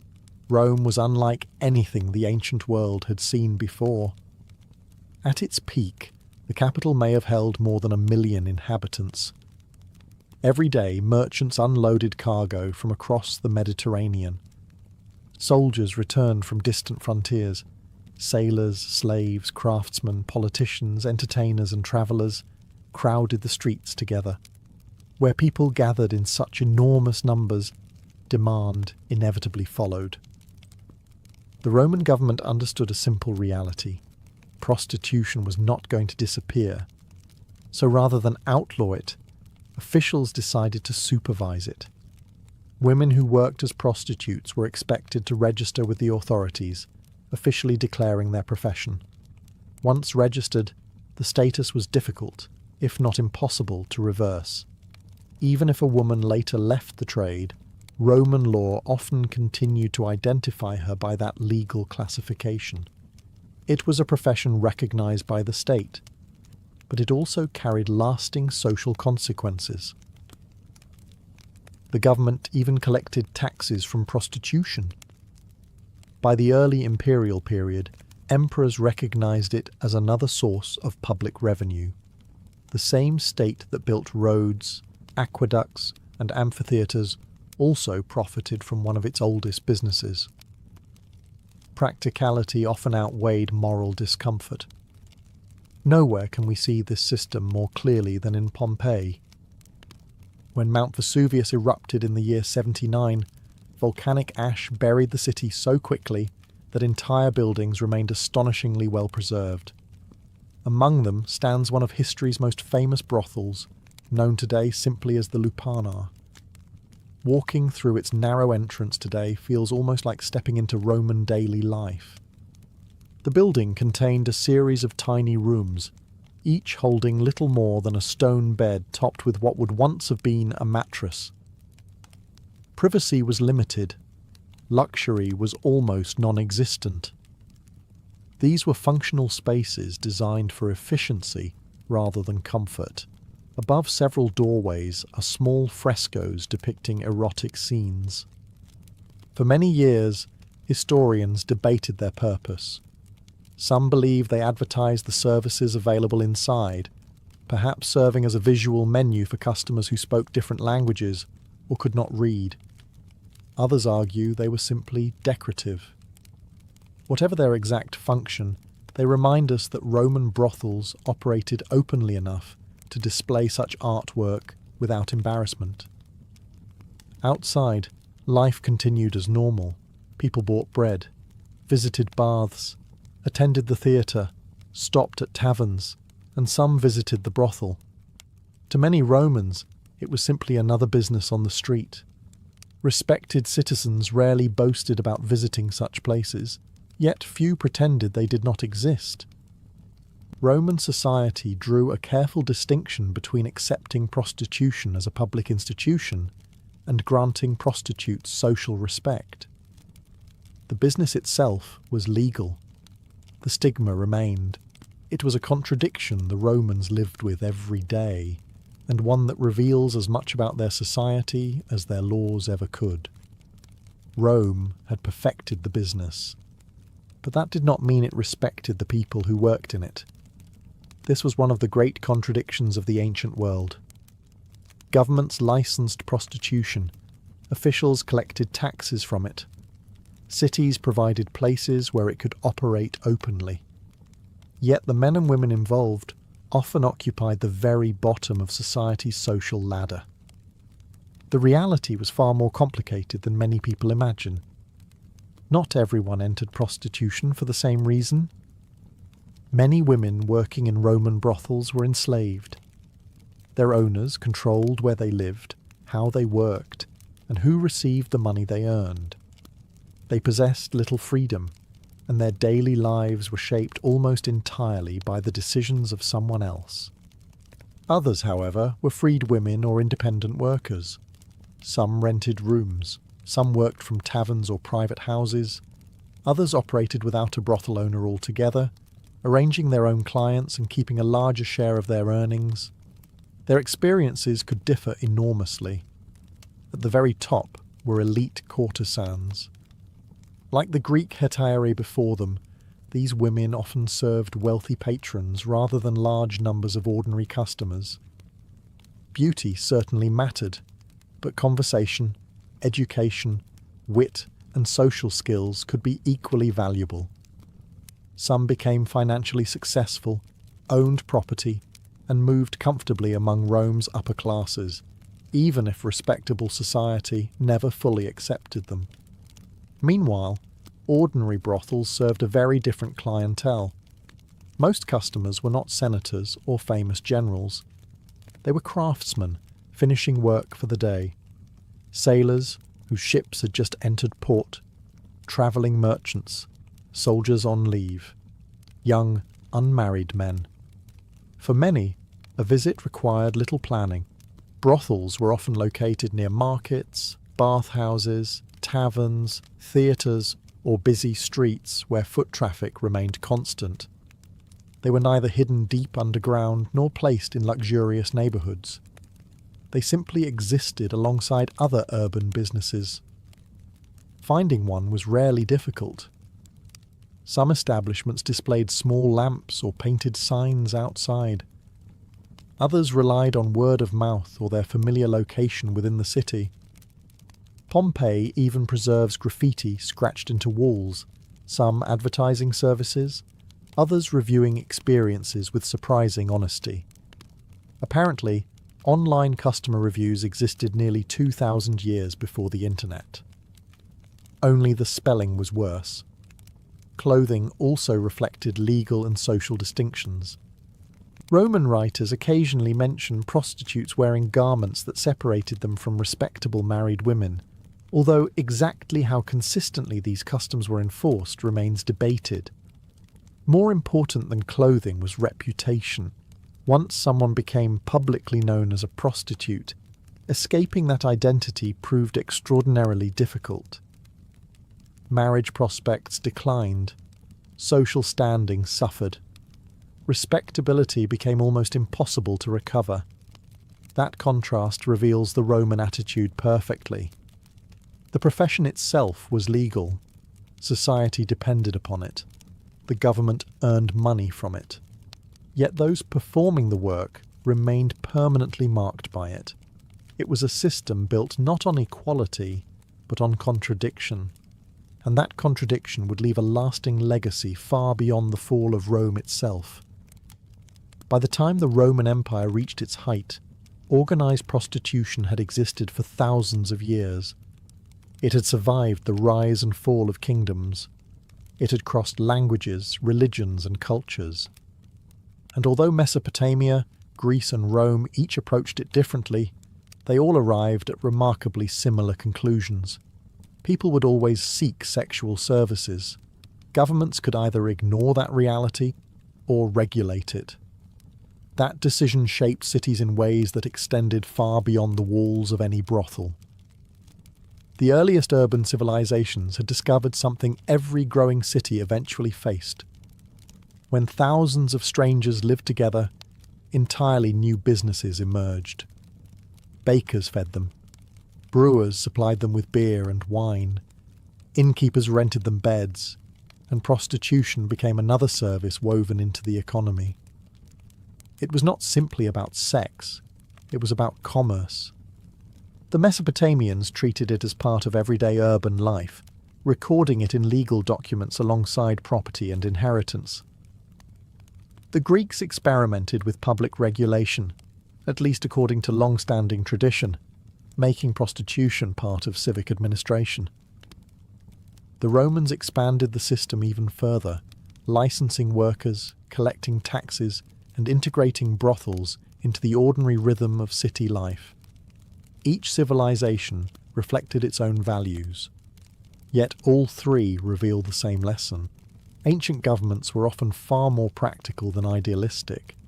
Rather than asking whether prostitution should exist, they usually asked how it could be managed. That does not mean life inside these institutions was easy. Far from it. For many enslaved women, brothels represented lives with little freedom and few choices. Others managed to gain independence, while a small number of elite courtesans achieved wealth, education, and influence that many respectable women could never hope to obtain. There was no single story, only countless individual lives shaped by circumstances that differed enormously. That complexity is often lost in popular culture. Modern films tend to portray ancient brothels as glamorous places, filled with luxury and constant celebration, or, at the opposite extreme, as dark buildings occupied entirely by criminals. Archaeology paints a quieter picture. Most brothels were surprisingly ordinary. Small rooms, simple furniture, busy streets outside, people coming and going as they did at taverns, bathhouses, markets, and workshops. They were businesses. Nothing more mysterious than that. Perhaps the greatest surprise is not that prostitution existed. It is how openly ancient societies discussed it. Roman officials taxed it. Greek writers joked about it. Babylonian law acknowledged it. Instead of pretending it did not exist, these civilizations folded it into their legal and economic systems, even while maintaining powerful social stigmas against many of the people involved. That contradiction has echoed through history ever since. The world's first brothels were never simply places where people bought intimacy.